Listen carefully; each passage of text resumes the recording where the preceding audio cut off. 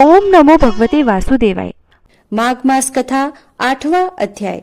विकुंडल की बात सुनकर यमदूत कहने लगा कि तुमने बड़ी सुंदर वार्ता पूछी है। यद्यपि मैं पराधीन हूँ, फिर भी तुम्हारे स्नेहवश अपनी बुद्धि के अनुसार बतलाता हूँ। जो प्राणी काया वाचा और मनसा से कभी दूसरों को दुख नहीं देते, वे यमलोक में नहीं जाते, और हिंसा करने वाले वेद, यज्ञ, तप और दान से भी उत्तम गति को नहीं पाते। अहिंसा सबसे बड़ा धर्म, तप और दान ऋषियों ने बताया है। जो मनुष्य जल या पृथ्वी पर रहने वाले जीवों को अपने भोजन के लिए मारते हैं, वे काल सूत्र नामक नरक में पड़ते हैं और वहां पर अपना मांस खाते हैं और रक्त पीप पान करते हैं तथा पीप की कीच में उनको कीड़े काटते हैं।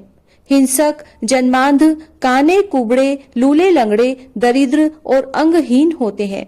इस कारण इस लोक तथा परलोक में सुख की इच्छा करने वाले को काया, वाचा तथा मन में दूसरों का द्रोह नहीं करना चाहिए। जो हिंसा नहीं करते, उनको किसी प्रकार का भय नहीं होता। जिस प्रकार सीधी और टेढ़ी दोनों प्रकार की बहने वाली नदियां समुद्र में मिल जाती है, वैसे ही सब धर्म अहिंसा में प्रवेश कर जाते हैं। ब्रह्मचारी, गृहस्थ, वानप्रस्थी तथा यति सभी अपने अपने धर्म का पालन करने और जितेंद्रिय रहने से ब्रह्मलोक को प्राप्त होते हैं। जो जलाशय आदि बनाते हैं और सदैव 5 यज्ञ करते हैं, वे यमपुरी नहीं जाते।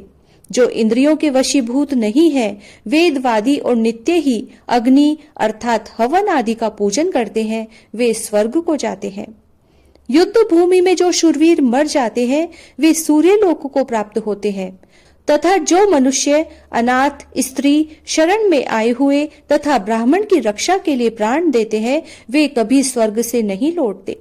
जो मनुष्य लूले, लंगड़े, वृद्ध, अनाथ तथा गरीबों का पालन करते हैं, वह भी स्वर्ग में जाते हैं। जो मनुष्य गौओं के लिए पानी का आश्रय करते हैं तथा कुआं, तालाब और बावड़ी बनवाते हैं, वे सदैव स्वर्ग में निवास करते हैं। जैसे जैसे जीव इनमें पानी पीते हैं, वैसे ही इनका धर्म बढ़ता है। जल से ही मनुष्य के प्राण है, इसलिए जो प्याऊ आदि लगाते हैं, वह अक्षय स्वर्ग को प्राप्त होते हैं। बड़े बड़े यज्ञ भी वह फल नहीं देते, जो अधिक छाया वाले वृक्ष मार्ग में लगाने से देते हैं। जो मनुष्य वृक्ष रोपण करता है, वह सदैव दानी और यज्ञ करने वाला होता है।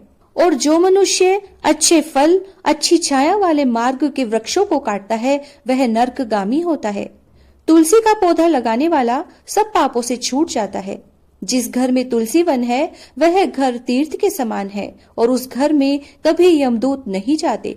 तुलसी की सुगंध से पितरों का चित्त आनंदित हो जाता है और वे विमान में बैठकर विष्णु लोक को जाते हैं। नर्मदा नदी का दर्शन, गंगा का स्नान और तुलसी दल का एक स्पर्श, यह सब बराबर बराबर फल देने वाले हैं। हर एक द्वादशी को ब्रह्मा भी तुलसी का पूजन करते हैं।